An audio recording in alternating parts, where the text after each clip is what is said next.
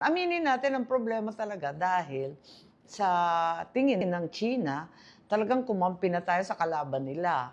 Nagbigay tayo ng 17 base militar sa pakiwari nila, yung EDCA sites. Talagang mainit ang ulo nila.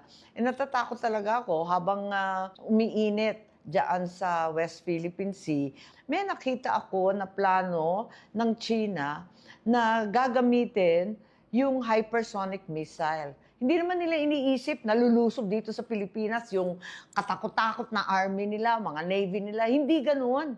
Ang plano, air. At ang plano yung hypersonic missile at nakatakda na yung 25 na target nila. Kitang-kita na. Ang sabi ng US, hindi daw nila kaya labanan yung hypersonic missile. Mas lalo akong ninervyos kasi akala ko kapag missile, meron yung ibang bansa yung tinatawag na Iron Dome, hindi makapasok yung missile. Kapag hypersonic daw, kayang-kaya pumasok. Ganyan lang kadali, durog daw. Ano bang klase yon? Kasi sa pagbabasa natin, may mga Brahmin missile na sa Batanes, pati sa Subic. So yung dalawang yun ang uunahin kasama ng Ilocos kasi may mga live fire na balikatan. Katakot nga eh. Ano ba yan? 25 hindi biro-biro yon.